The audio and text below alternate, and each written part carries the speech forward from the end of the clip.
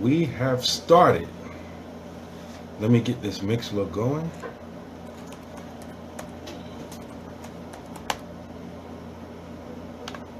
Bismillah. Here we go. MashaAllah. Hold on. Something ain't right. We started. I got one technical thing I gotta figure out. Oh, no, that's you. That's me. You sure? Mm-hmm. How you doing, Facebook? You know we ghetto. We still setting up and we live on air. That's how you know we keep it real. Assalamu alaikum. Wa alaikum salam wa barakatuh. Samaya, how are you? Thank you for joining us. Alhamdulillah, Kafani, Abdul Sami. Thank you for coming in. Thank you for joining us this evening. Assalamu alaikum. Assalamu alaikum for those that are on the Mixler app. We just got on. Ain't nobody on here Alhamdulillah. yet, so they can't hear you. Mashallah. Assalamu alaikum anyway. It's just like when you go home. If nobody's here, nobody's in there, do you not say Assalamu alaikum because no one's there? But somebody be there. The angels be there. Well, mashallah, you can't see them. So The angels on Mixler? You know. Assalamu alaikum wa rahmatullahi wa barakatuh. I need y'all to tell me on Facebook if you can hear us. How's the lighting? Give us a little feedback before we get into it, inshallah. Inshallah. Let me share this on my page. Oh, that's right. I need to share too. Something went wrong. We're having trouble playing this video. Okay. But you was up there. What is going on? Alright, let's see here. What? Something went wrong. What's going on? Samaya can hear and see us. It's you. Yeah, something with me. It's always something with you. Kind of I don't know. She said it's good and light. Alhamdulillah. Alhamdulillah.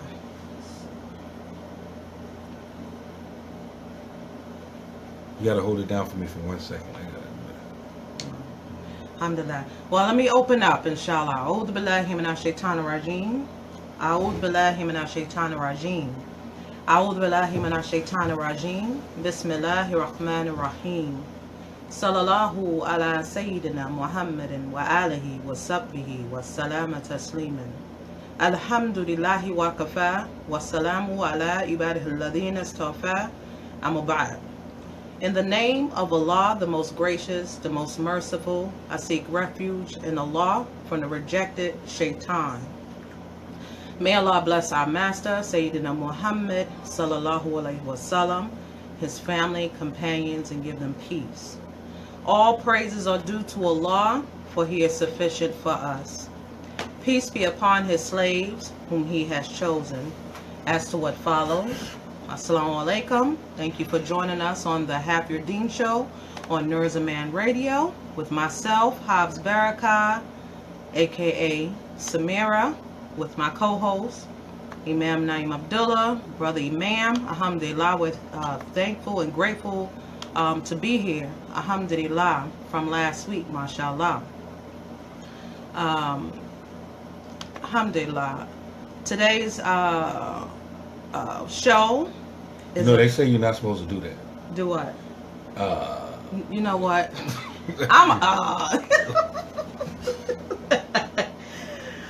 Today's show is about reciprocity. Okay? Wait a minute. What's about what? Reciprocity. Say it again. Reciprocity. Reciprocity. Reciprocity. You dancing, sister? All the bit. But before we get into that, our call-in numbers are 412-567-3030. Again, 412-567-3030.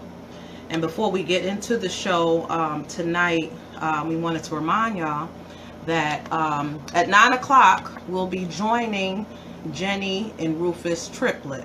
You may have seen them on Facebook, Instagram, or on Twitter. They are a power couple. They've been married like forever, almost 30 years, mashallah. And they're setting the tone for, well, paving the way for us as far as being examples for us as such, being mentors. Being what? Mentors. just a whole lot. I get so much benefit from them, mashallah. So we'll be joining them this evening at 9 o'clock Eastern Standard Time on Facebook Live. It'll be on Facebook Live, and we hope that you can join us. It's only going to be for 20 minutes, so it's going to be real quick. But their show is longer than that, though, right? We just gonna be on. No, it's 20 minutes for this one. Yes. The whole show is 20 minutes. Yes, 20 minutes. So we're gonna be packing in a whole lot of information in a short amount of time. Yes, and we're gonna be discussing domestic violence, mashallah. Domestic violence. Yes, inshallah. I should give you the opportunity to be able to speak from experience. How about if I whoop your behind on camera right now before we go on that show so you can talk? I already got stories already. You ain't got to do that right now. But if you want to put that out there like that. It need to be fresh, though. Oh, it got to be refreshing? Okay, whatever. Anyway, I wanted to remind us. There he go again. Here we go. What did I tell Brother Imam about his volume on his phone? Well, you did it the other week too. You know, it don't matter if I did it the other week. Ain't that what your sisters be doing, right? Whatever we say, whatever we try to correct you or chastise you, say, well, y'all brothers be doing it too. What about y'all brothers? So that's what. So they gonna say, well, that's y'all sisters. But anyway, seriously, I wanted to bring up a couple of things that I have come across, and it's nothing new, but reminders benefit the believers. Mm-hmm. There has been a tragedy with a Philadelphian child, 6 years old, drowning in a pool. And I just wanted to remind parents and caregivers and such you got to watch our babies around this water because it's very dangerous for them. Being in that water like that, and it's not even the fact of them drowning inside the water, like, you know, falling into a pool mistakenly and, you know, drown. You have something that's called dry drowning. That's not an official term, medical term, but basically what happens is that the vocal cords, you know, the throat shuts up, and this is not like automatic. It's like it can take hours, it could take a day before, you know, anybody really notices, and the child can suffocate and die that way. So please take care of watching over these babies in this water because it's serious. I remember when I was younger, I almost drowned in the pool, and I'm not sure how I got out, but I wouldn't be here if it wasn't Allah's, you know, qadr for me to be here. So it's not a joking matter. It's very serious, and you know how kids, they want to keep cool, they want to have fun, they want to go in these pools. Don't turn your back. If you're home and you have a baby pool, they can drown in a baby pool. They can even drown in a bucket of water that's not even filled up to the top. So let's, you know, keep our eyes on our babies because, you know, it's sad to hear these stories about a child dying in the summer and they're not returned to school, you know, for September, and they're not going to be returned back to their families because of this incident.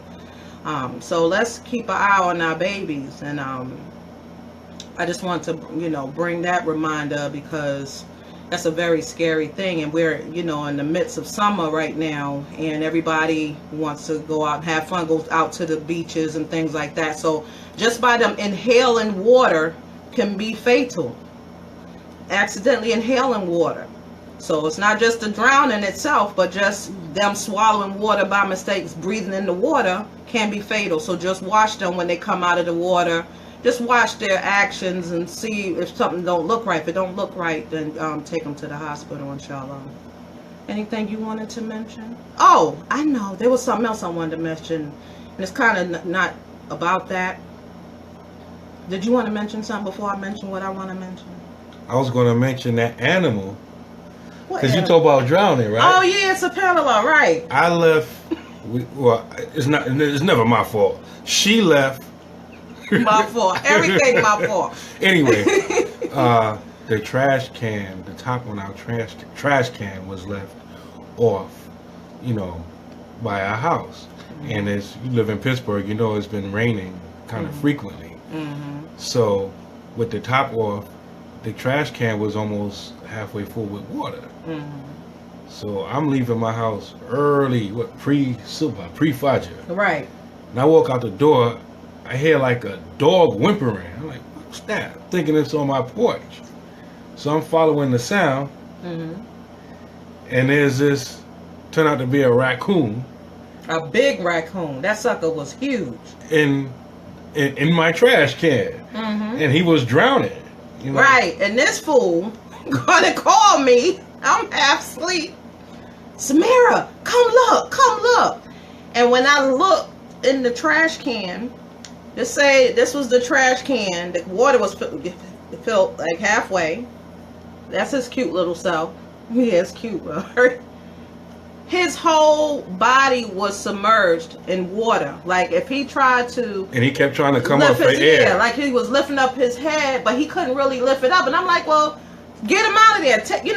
Get him out of there. So he, thrust the can down, and the poor critter was sitting there shivering. I went back in the house by that time. And wheezing.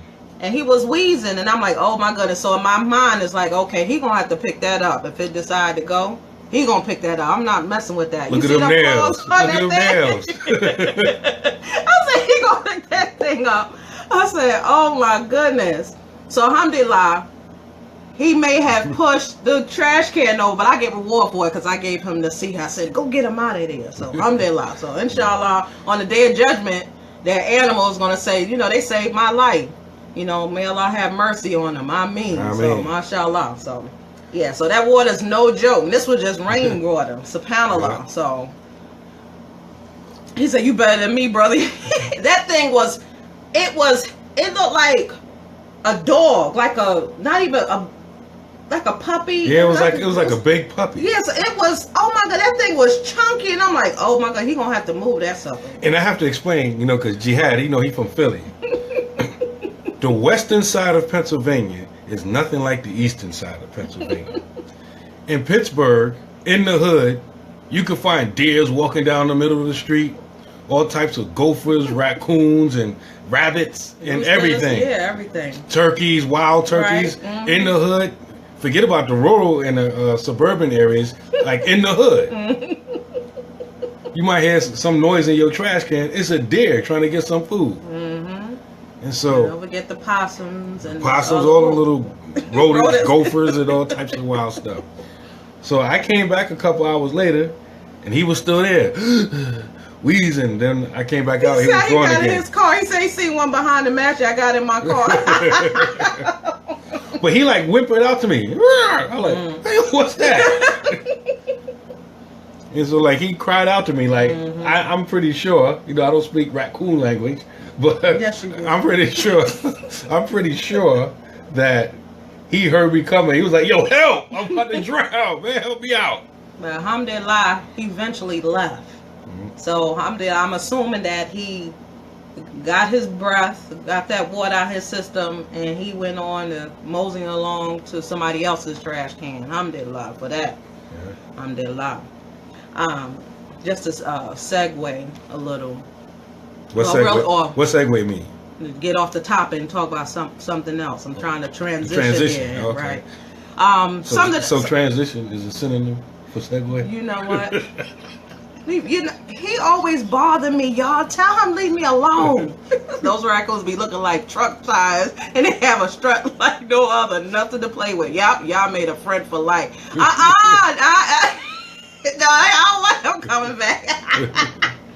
But anyway, I wanted to segue to another topic. It's just something that I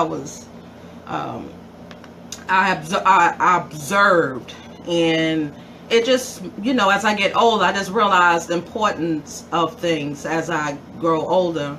And one of those things, it's nothing new, but it's just something that just made me just more aware, is that we have to be mindful about about our history, who records it, that we have to record our history. Growing up in my generation, when we were taught. And what generation is that? How old are you? How old are you? How old am I? Yeah. Anyway, in my generation, growing up, I'm just talking about, me and ex public school student. history was very, how can I say it, selective. It was very, what can I say? Couldn't relate to it. Right, couldn't relate to it. It didn't have any meat, the real meat, the truth in it.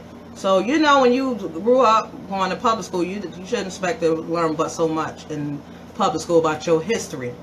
And so now that we living in the age of YouTube and all types of ways of recording and, you know, reaching out, you know, into the world and being reunited. You said 4 times in that sentence. Stop, Naeem. I'm trying to leave it alone. Reacquainted with people from our past that are still living here. I was looking at an interview between Eric B. Anyway, I was looking at a video, an interview with Eric B. If you know Eric B is the other part of Eric B and Rakim, the rap duo. You know, they made Check Out My Melody. What else they wrote? Whole lot of stuff. Follow the Leader. I can just go on and on and on, mashallah. And so, No, you got soul. yeah, right. It's been a long time. Oh, let me stop. But anyway, that was the the duo. But this You got it. Right. So it was Eric B and this young cat named Queen's Flip. I think that's his name, Queen's Flip. Now, Queen's Flip and some other cat was supposedly interviewing him. And so, you know, I never heard Eric B speak before. This is my first time hearing Eric B speak since they've, you know, stopped performing like years ago. Not my first time. Well, this is my first time hearing him. And he was very eloquent in his speech, very humble. I used to let the mic smoke. No sweat to take, right. So, you know, he was speaking very, you know, very mature. You know, he's older now, and he was very... I was slamming when I done to make sure. Stop. So the cat was like trying to get him to tell him, was asking him questions like, so how do you meet Rakim? You know, how did you do this? How you do that? But the way he was asking the questions, it was like as if he didn't know what he was asking. So he was saying, Eric B rather was saying, yeah, so when I met up with Rakim, my melody was actually 90 minutes long, and the LP, when it got on wax, it was a short version of that. So the interviewer was like, what's my melody? What's that? And he was dead up serious, and I'm like, for real? You don't know what my melody? He was like, you don't know what my melody is? So his co-host was like, he had to sing it for him. He was like, oh, okay. And he was like, man, what's wrong with you? You don't know what that is? You don't do your homework. You want the glory, but don't want to put the work in. And it seems like people want to get on, but they don't want to put the work in. This is an interview. You are interviewing an icon, someone that left, you know, a legacy, and you sit here and don't know what my melody is. And so he was going on with the interview, and he was like bringing up names like Frankie Crocker. Now, if you're from New York, you know who Frankie Crocker is, and this person's from New York supposedly. And he's like, who's Frankie Crocker? I don't care about that nigga. I don't care about that. He was like, what? You should care. Like, what is wrong with you? That's how I got put on. I was a DJ on WBLS. This cat didn't know who Frankie Crocker was. He was like, well, you know, shout out to Frankie Crocker. Like, it was so, he just looked like an idiot. And then he went on to discuss how he got up with Rakim, that they was going by Freddie Fox's house. He was introduced. He was made to introduce to Freddie Fox first to see if he wanted him to rap for him, because he wanted to put together some racket or whatever. And the dude was like, you know, Freddie Fox. He's like, you don't know Freddie Fox? Like, you don't do your homework? And that right there was like, we are in trouble if we don't record our history, because these young people don't have a clue. How do you... And that's why you mentioned all that about recording our history? Right. They have no clue. They don't even know how to ask the right questions. They don't even know the foundation. They just think it start from Fetty Wap and whoever's, you know, that's, you know, contemporary right now. Rap started back in the 70s. You tell some young cat that, they have no clue. They're like, I don't care about that. You got to know your history. Islam teaches that. You have to know your history.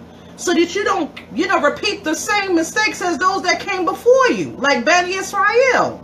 SubhanAllah. And I was just sitting here like, this cat is serious? This is how you gonna conduct yourself and you think it's cool? And he's like, well, you know, the way you talking, you like confusing me.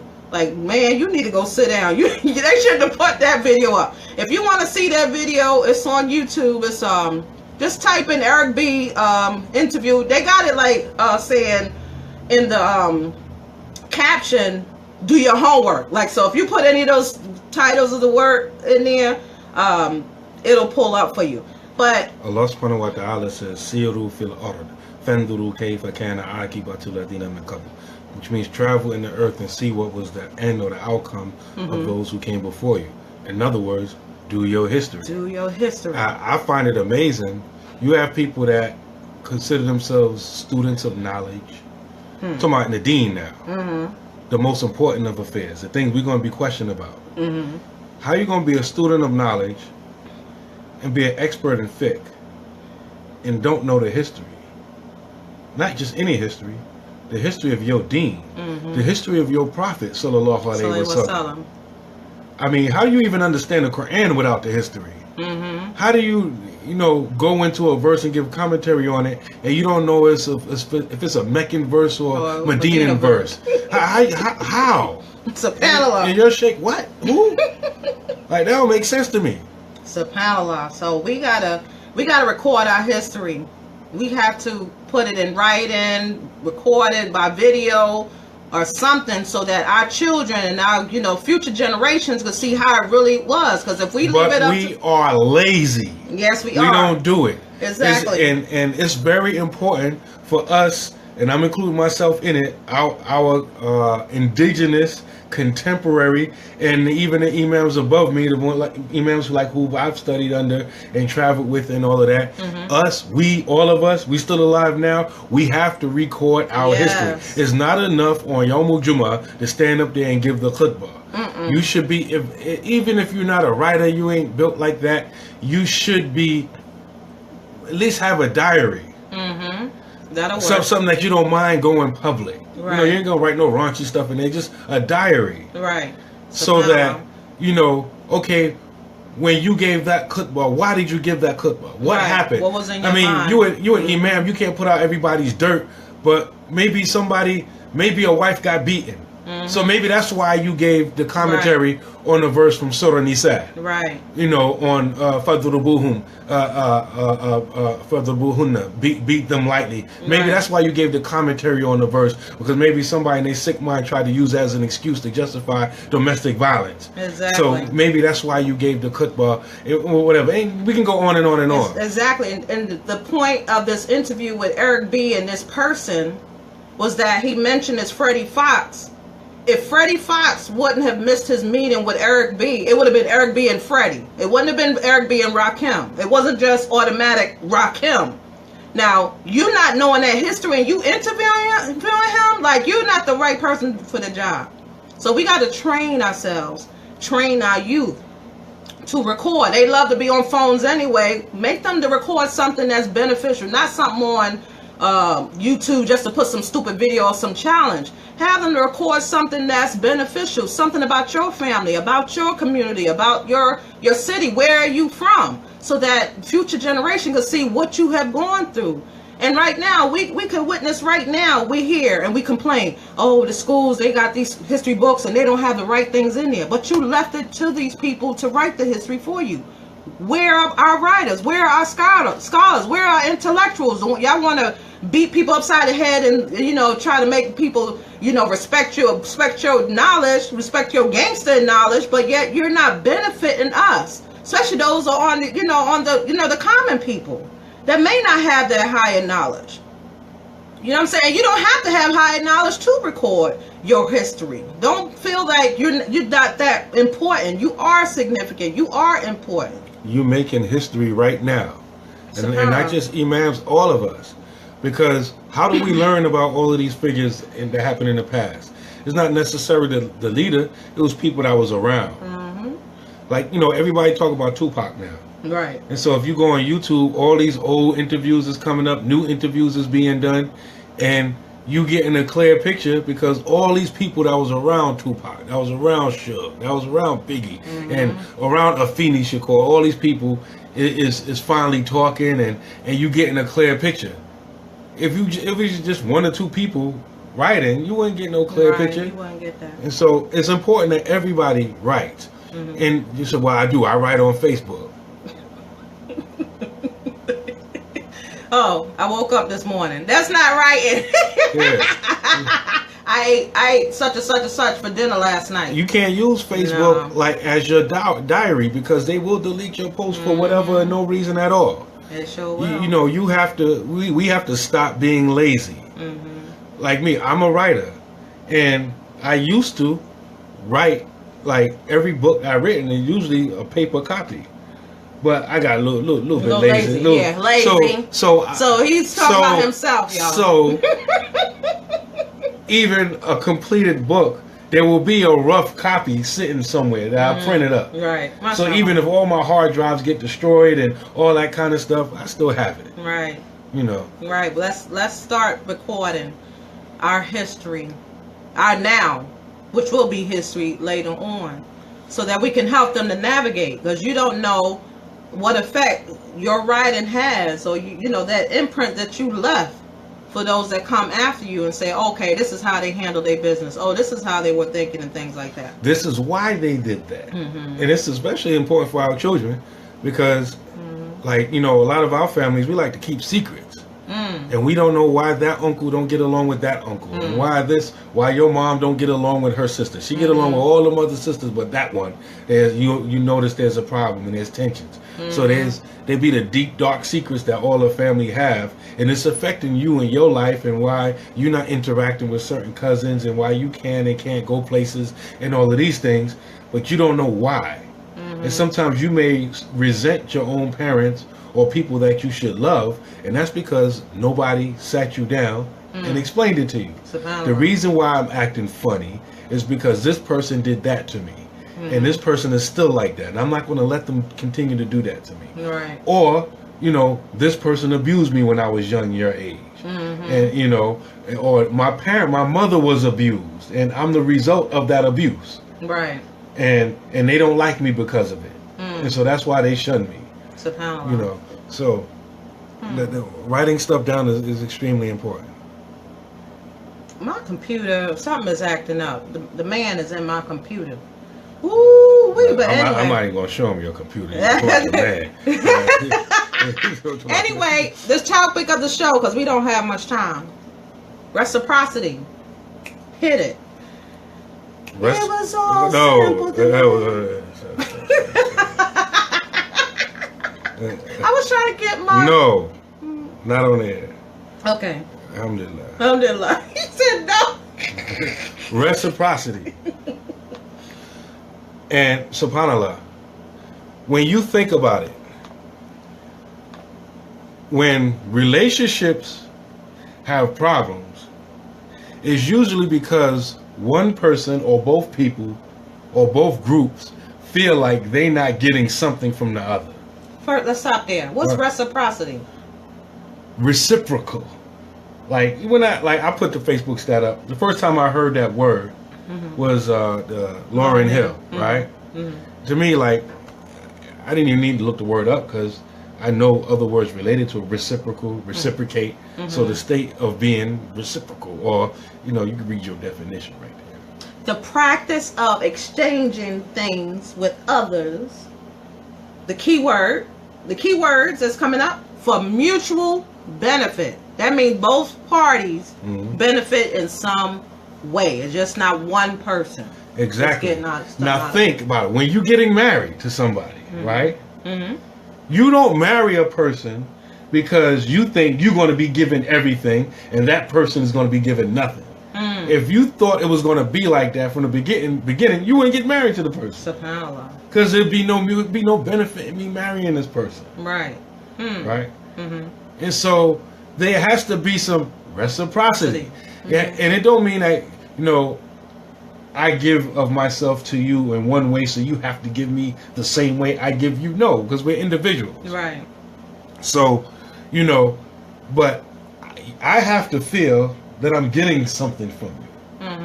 Both, And vice versa. I should feel that way, and you should feel like you're getting something. And we're talking about marriage, but it's not only about marriage. It's about every relationship that you can think of. Employer-employee. What do most employees complain about? They want me to do all this work, and they ain't paying me enough money. There's no reciprocity. I'm working all day and all night, you know, and I'm only getting $9 an hour. I'm sweating. I'm working harder than the manager. He on salary. Why can't I get on salary? There's no reciprocity, right? You know, even if you think we go into the domain of the masjid or the Muslim community, you got the imam or whatever title the leader goes by, and the ma'mum and the followers, right? And usually in our communities, you have one or two extremes. You have the imam who feel like he's giving everything and the community ain't giving nothing. Like, I mean, you got some situation. I know brother may be listening. His brother, he was imam, right? The masjid is full of brothers, right? The masjid full of brothers. Toilet got stopped up. Listen, stop. The brother walked. The plunger's in eyesight. He ignored the plunger, walked past all the brothers, and went to the imam. Imam, toilet stopped up. Imam was like, I gotta get the cook bar. I gotta do this. I gotta do that. I gotta teach class. I gotta do that. I gotta help cook food. Gotta organize people, and I gotta plunge the toilet too. You don't know how to plunge the toilet. But there's some communities where the people in their mind think the imam is supposed to do and be everything. You are. No. Get out. Be gone. No. Yes. No. Everything. No. If it's like that, it's going to break down because that same imam that you think is supposed to be the psychiatrist, the psychologist, the charity dispensary, the organizer, the teacher, the motivator, and the imam should have all of these things. If he don't have all of these things, he should have people around him who fulfill that role. But if you think that he, as an individual, is supposed to be all of that, and your job is just to sit there and benefit from it while you don't put nothing forward, that imam, he has a wife, he has children, he has other responsibilities, and if he fulfills your selfish need and desire, he's going to be hurting and taken away from his family and his children, who's supposed to be getting it first, because it's optional for him to be an imam, but he's a father and he's a husband, and his rights that his family have over him is wajib. It's obligatory. Allah is going to question him about that. He don't have to be an imam. He can step down and have somebody else be the imam, right? But he can't step down necessarily without a good reason. And you know, well, just like I stepped down being imam, I'm too busy to be a dad. Bye. You know, you can't do that. So people, you know, just sitting around, you know, you imam, you do everything. You know, I'm just going to be here, and I'll be the first one to complain when you fall short too, right? And then you got the other extreme, which is also common. The imam think everybody's supposed to be serving him. Yeah, I think that. And he just ain't chilling. Yeah, I do think that. Right? The imam is a king. He boss. Right? And I'm not going to do nothing. I'm not even going to prepare the cook bar. I'm just whatever. Get a cook bar on the Matrix. What movie's out now? Next cook bar, all eyes on me. Throw a little Dean in there. Throw one eye that ain't got nothing to do with it, but we're just going to have a conversation for a half hour about the movie. Superwoman. Well, no, Wonder Woman, right? Right? That's cook bar, right? Cook bar with an R at the end. Cook bar. Yeah. Not even a raw, an R. Cook bar. Yeah, the cook bar is going to... The cook bar is going to be about... Yeah. And so you see in both of those situations, there's no balance. There's no reciprocity. Right. Somebody's going to get burned out. Somebody's going to get tired. Now, in marriage, what example of reciprocity not being implemented in the marriage? Like, where do you think is like the key areas that we need to have reciprocity so that it can keep it together? Because somebody's bound to get burnt out. In your opinion? In my opinion, honesty. I think that's something that can't be compromised. Okay. Because if you just go down, I challenge anybody. If you just go on your social media and just go down your timeline, what are most people talking about? People being treacherous. Can't trust them. Done with y'all. You know what I mean? Just people not being real with each other. People not being 100 with each other. And it obviously it hurts, because if it didn't hurt, you wouldn't be talking about it. Right. Right? And it hurts that much more when it's somebody who not only that you expected to be real with you, but someone you sleeping with every day, someone that knows you better than anyone else. Right. So one level of reciprocity that we should not compromise on is the level of honesty. I'd rather a person say, listen, I'm not going to answer that question. Why don't you answer the question? Because I don't want you to hear the answer, and I'm not going to lie to you, so I'm not going to answer the question. I'd rather we get in that argument than you lie to me. Then I find out later on that you lied to me. So now I got to reevaluate everything else that you told me. Because what else did you lie about? And plus, lying is very heavy. It's the number one characteristic of a munafiq, a hypocrite. You can hardly get into a conversation based upon the Book of Allah and the Sunnah talking about hypocrites and not mention lying. SubhanAllah. You know, so at least with husband and wife, gotta keep it real with each other. And one of the first lies that people tell in a marriage is, baby, I don't want to marry nobody else. It's just you. I'm not thinking about nobody else. She said, it's only me, monogamy? Yeah, monogamy. I love monogamy. Right? Prophet Sallallahu Alaihi Wasallam only married Khadijah for all those years. You my Khadijah, baby. Right. As soon as we get married, no, Aisha was a good wife too, right? She had 9 co-wives and 10 co-wives, right? SubhanAllah. So that brother shouldn't have lied in the first place. Exactly. He should have been honest up front. And that really shows that brothers are deceptive. No, brothers be talking amongst brothers like they got quote unquote game. Like they be macking, you know, these sisters, they be all up on me, whatever. They're deceptive. Right? That's deception. And then they get all in there, and the sister be like, what you say about polygamy? Be like, well, I'm not really interested right now. But get cotton mouth. You plan on marrying somebody else? No.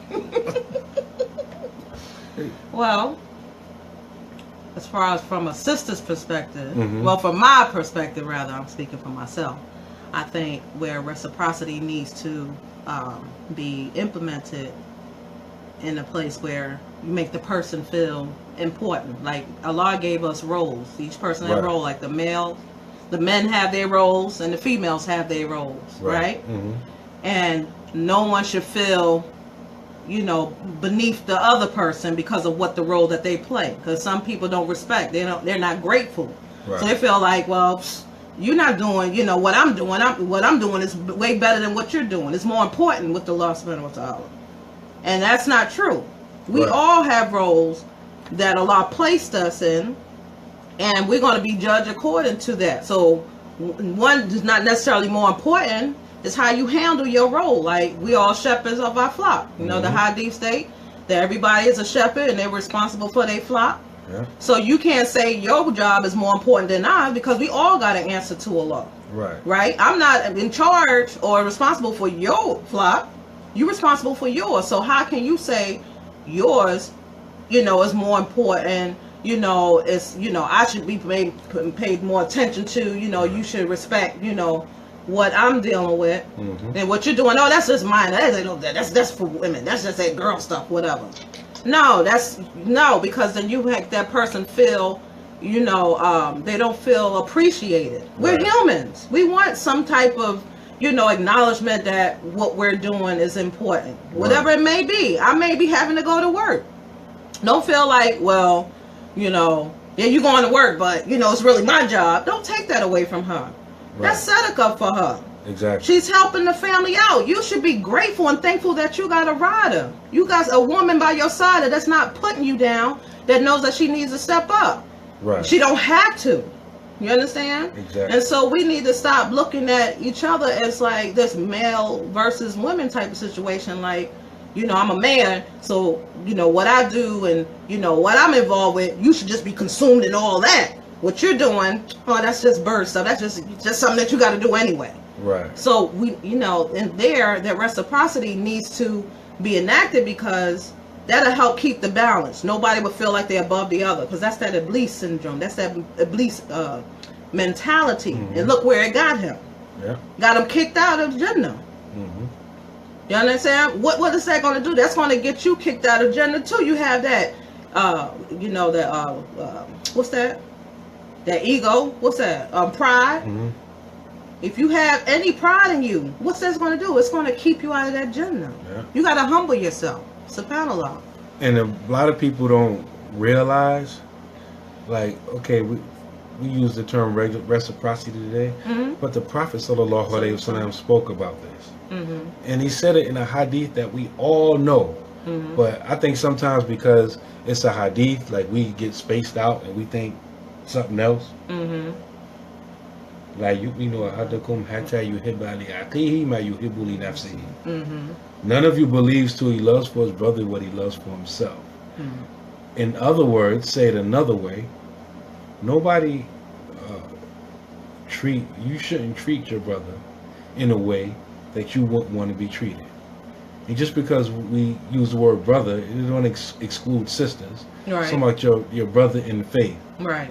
Right? And some other scholars included to expand the meaning to include your brother in humanity.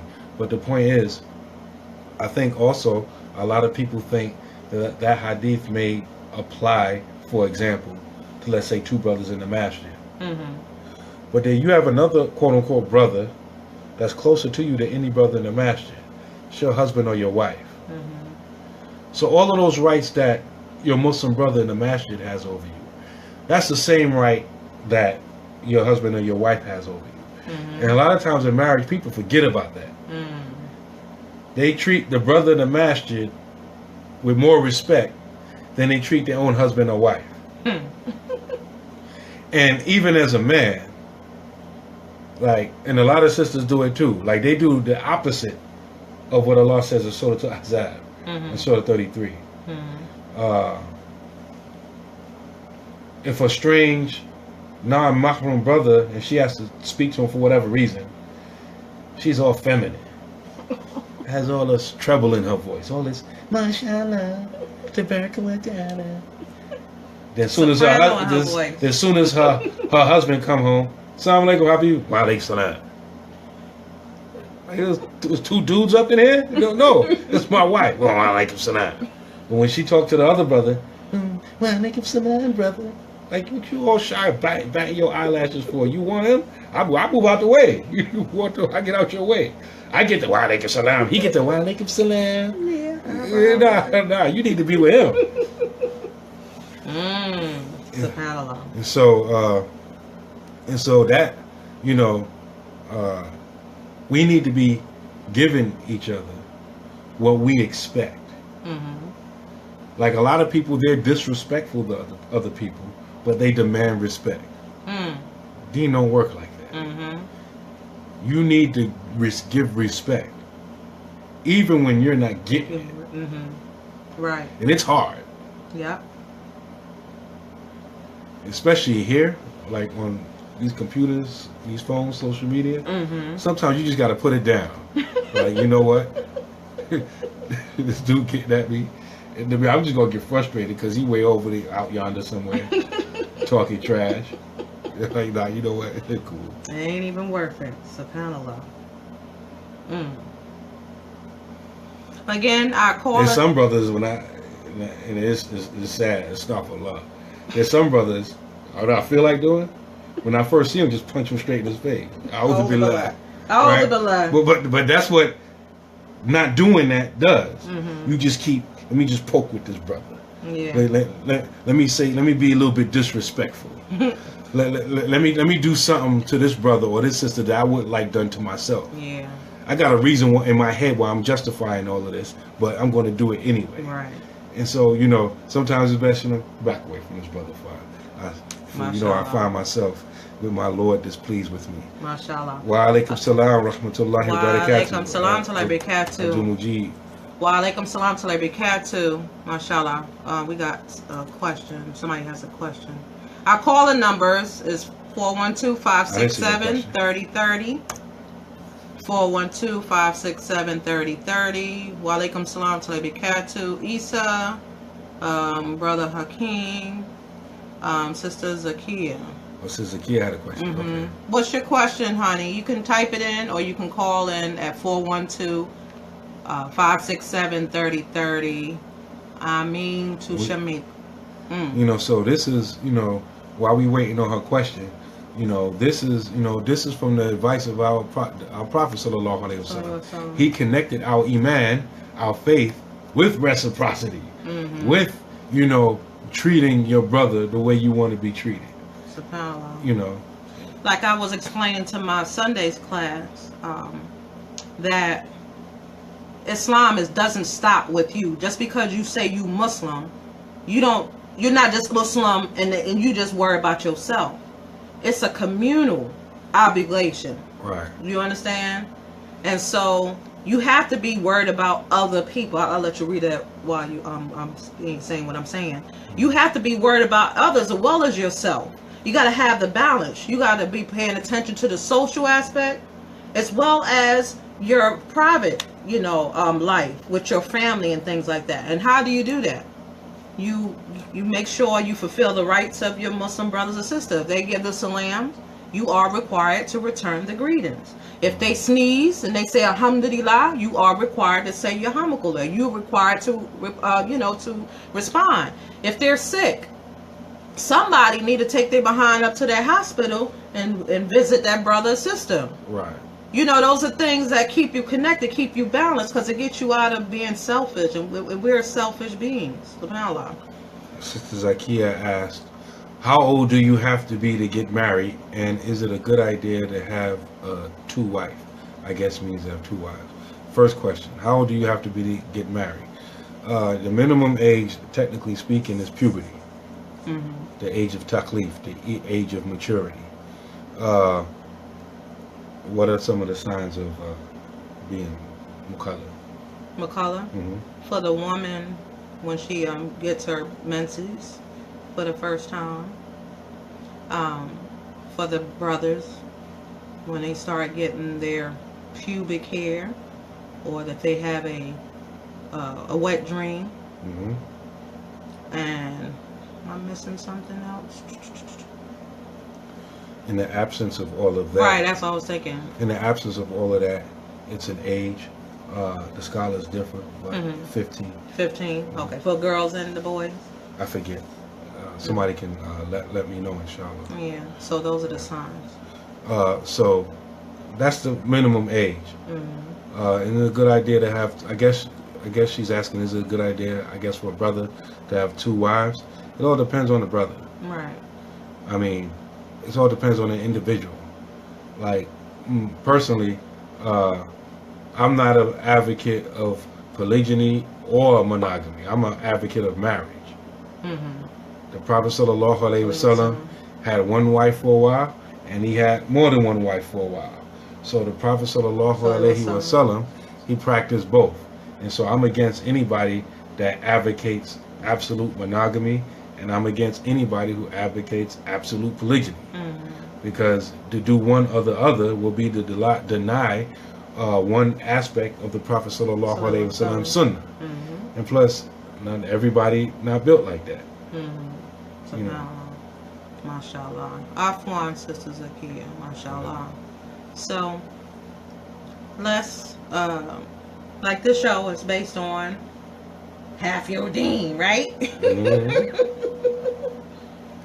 So that which would make your marriage better, put into practice those things that requires you to think beyond yourself. And of course we want to be on the receiving end of the benefit, but think about your partner. Are you giving them what they need? And sometimes you may not have what you need, what they need. You may not be able to give it to them. That's why you got to communicate. Because it just don't. It's not doesn't happen overnight that y'all just boom and it's just going to work and y'all going to work together. You gotta be malleable. You gotta be able to be groomed and you gotta be able to be flexible. You gotta be able to be receiving as far as like get you where you need to be. Because nobody's perfect as they coming in. Like, for us, we had to grow. Right. In our marriage, it didn't just off the bat, we're close now because off the bat. No, it took time and a long time. We knew each other almost 20 years now. Yeah. SubhanAllah. It'll be 20 years, mashallah.